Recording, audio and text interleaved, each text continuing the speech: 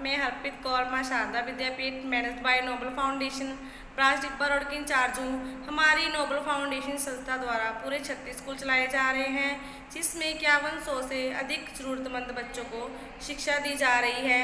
जैसे कि आप सबको पता ही है कि कोरोना नामक महामारी पूरे विश्व में फैल चुकी है, जिसके चलते हुए हमारे आदरणीय प्रधानमंत्री श्री नरेंद्र मोदी जी ने लॉकडाउन लगा दिया था। मगर ये लॉकडाउन अब खुल चुका है। जैसे ही लॉकडाउन खुला, आपके माता पिता घर से बाहर काम के लिए जाते हैं और प्यारे बच्चों, आप भी किसी न किसी काम के लिए घर से बाहर जाते हैं, तो मेरी सबसे विनती है कि जब भी आप घर से बाहर निकले तो मास्क लगा के निकले, और जब भी आप बाहर से घर आए तो अपने हाथ साबुन से अच्छी तरह से धोएं और अपने घर के साफ सफाई का पूरा ख्याल रखें।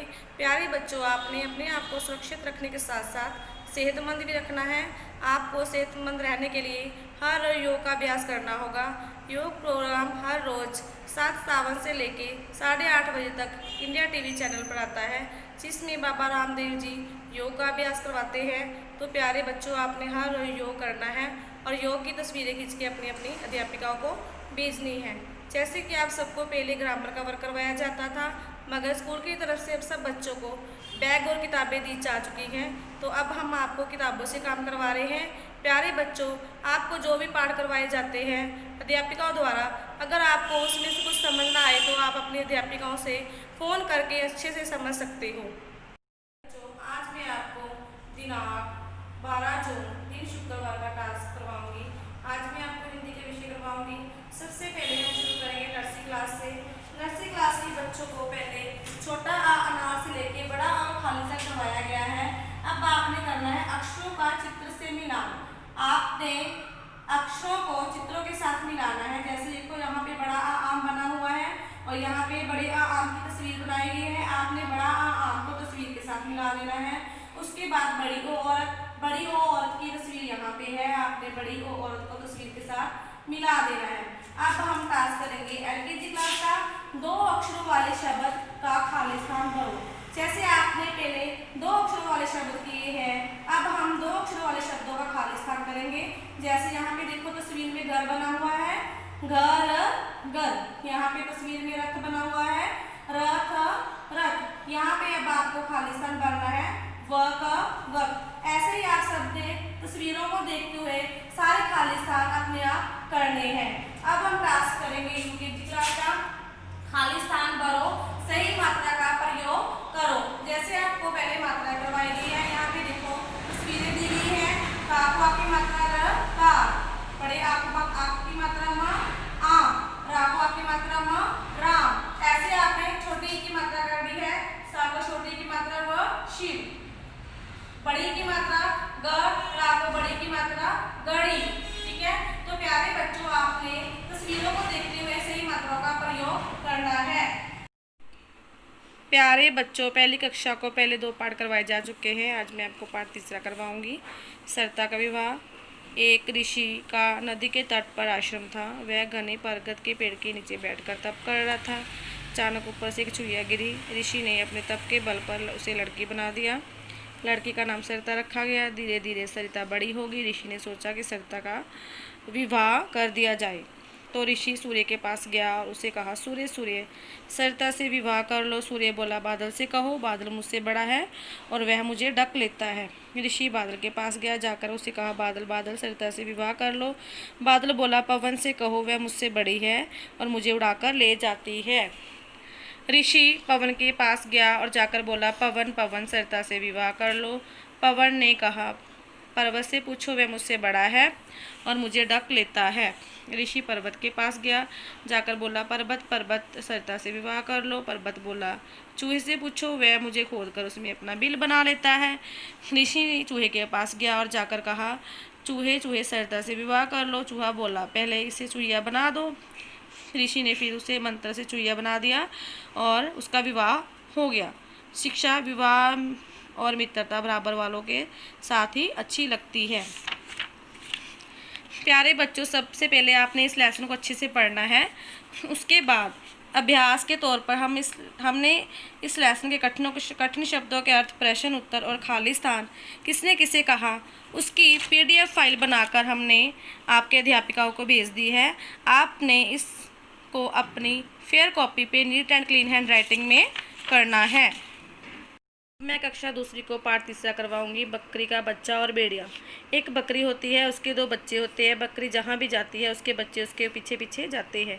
एक दिन उस बकरी ने अपने बच्चों से कहा, मैं आज जंगल में घास चरने जा रही हूँ, तुम घर पर ही रहना, बाहर मत निकलना। बकरी का छोटा बच्चा बहुत शैतान था, वह चुपके से अपनी माँ के पीछे चला गया। वह नदी के किनारे हरी हरी घास की झाड़ियाँ थी, वह झाड़ियों के पत्ते को खाने लगा। बकरी आगे निकल गई। उस नदी के किनारे एक भेड़िया पानी पी रहा था। उसने दूर से मेमने को देख लिया और देखते ही सोचा, मैं आज इसे खाऊंगा। वह धीरे धीरे उसके पास गया और बोला, कहो बांझे, आज अकेले ही क्या खा रहे हो? बकरी के बच्चे ने उसकी ओर देखा और देखते ही वह डर गया और कुछ ना बोल सका। भेड़िया फिर बोला, खाओ खाओ, तुम खूब खाओ, मुझे भी कई दिनों से कुछ खाने को नहीं मिला, आज मैं तुम्हें खाऊंगा। बकरी का बच्चा डरते डरते बोला, मामा मैं तो अभी बहुत छोटा हूँ। भेड़िया बोला, मुझे बकरी के बच्चे बहुत अच्छे लगते हैं। बकरी का बच्चा अपने मन में कुछ सोचने लगा, फिर उसने सोचकर बोला, मामा मामा पहले तुम मुझे गाना सुना दो। भेड़िए ने कहा, प्यारे भांजे मुझे तो गाना आता ही नहीं। बकरी के बच्चे ने फिर से कहा, मेरी माँ तो कहती है आप बहुत अच्छा गाते हो। भेड़िया अपनी प्रशंसा सुनकर गाना गाने लग जाता है। जब वह ऊंची ऊंची आवाज़ में गाना गाने लगा, दूर कुछ शिकारी कुत्ते जा रहे थे। उन्होंने भेड़िए की आवाज़ सुनी, वह सब नाले की ओर दौड़ पड़े। भेड़िया आंखें बंद करके गा रहा था और कुत्ते वहाँ पर आ पहुँचे और भेड़िया उनको देखकर घबरा गया। उसने भागने की कोशिश की मगर भेड़ियों को कुत्तों ने खा लिया। इस लेसन से हमें शिक्षा मिलती है कि जब भी हम पर कोई मुसीबत पड़े तो हमें घबराना नहीं चाहिए। प्यारे बच्चों, सबसे पहले आपने इस लेसन को अच्छे से पढ़ना है। इस लेसन के प्रश्न उत्तर अभ्यास में इस लेसन के प्रश्न उत्तर है, सोचो, पढ़ो और बताओ, वाक्यों को पूरा करो, पढ़ो और लिखो। इसकी हमने पीडीएफ फाइल बनाकर आपको भेज दी है। तो दूसरी क्लास के बच्चों ने इसे नीट एंड क्लीन अपनी फेयर कॉपी के ऊपर करना है और इसकी तस्वीरें अपनी अध्यापिकाओं को भेजनी है। प्यारे बच्चों, अब मैं कक्षा तीसरी को पाठ तीसरा करवाऊंगी, बेचारा गीद और बिलाव। मैं आपको इस लेसन की कहानी बता रही हूँ। इस पाठ में एक गीद होता है जो कि एक पेड़ के ऊपर रहता होता है।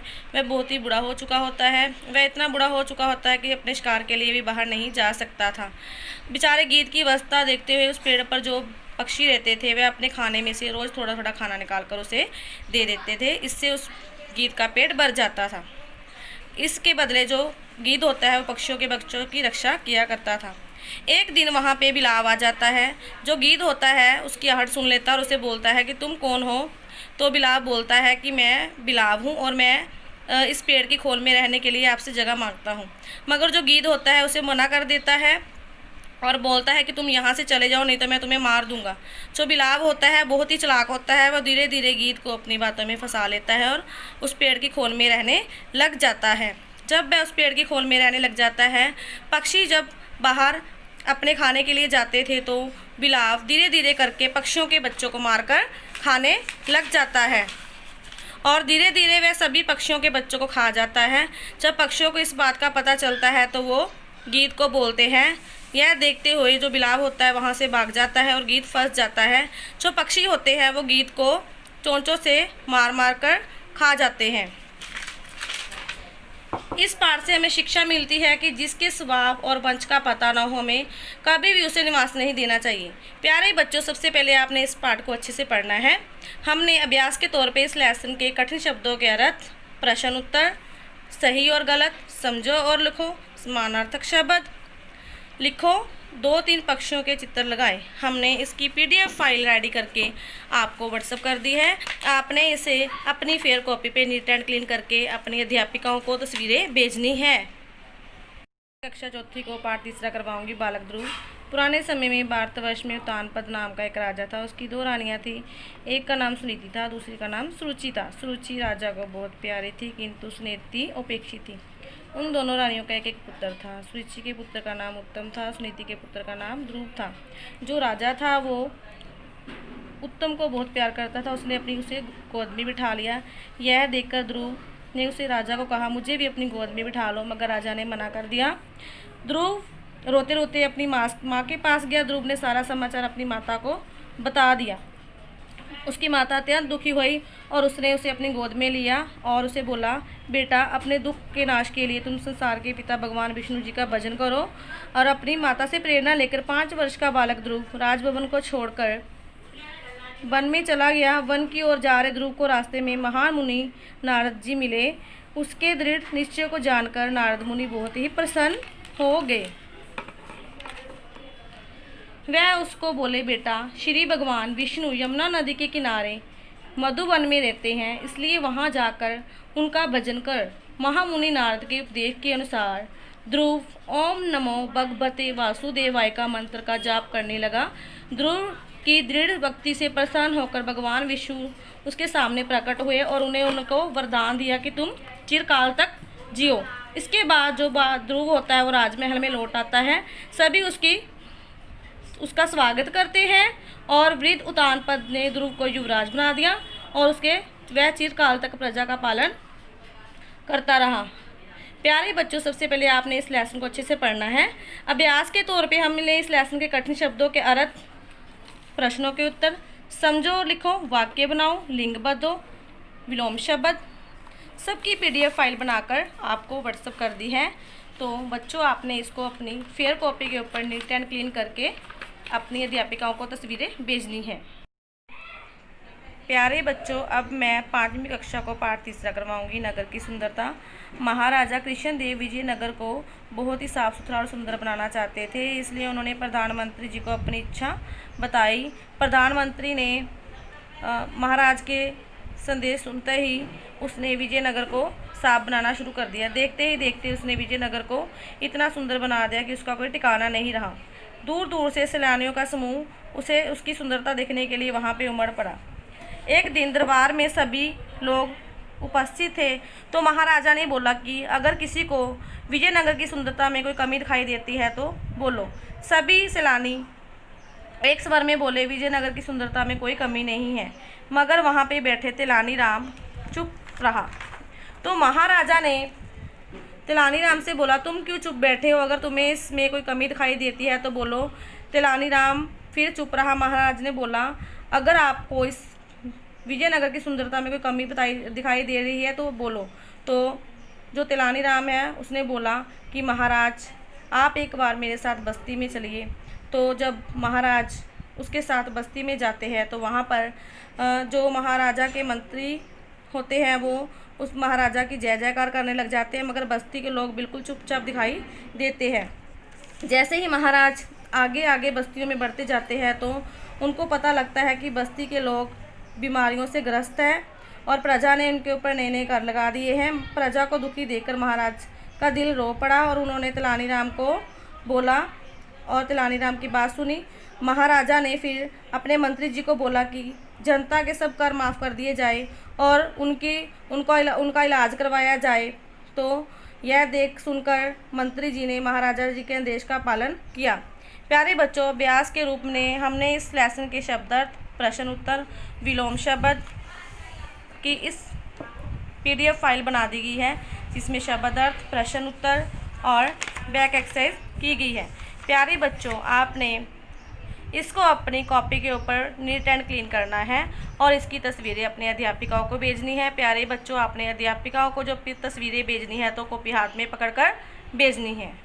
अंत में मैं IRS chief commissioner income tax Ludhiana Shri BK Jha sir ji का तहे दिल से धन्यवाद करती हूँ, जिन्होंने इस लॉकडाउन में भी हमारी नोबल फाउंडेशन का पूरा सहयोग दिया और इस नोबल फाउंडेशन के परिवार के मेंबरों को भी तहे दिल से धन्यवाद करती हूँ और हमारे नोबल फाउंडेशन के फाउंडर श्री राजेंद्र शर्मा जी का भी बहुत धन्यवाद करती हूँ, जिन्होंने इस लॉकडाउन में भी बच्चों का पूरा ख्याल रखा और ऑनलाइन शिक्षा शुरू की।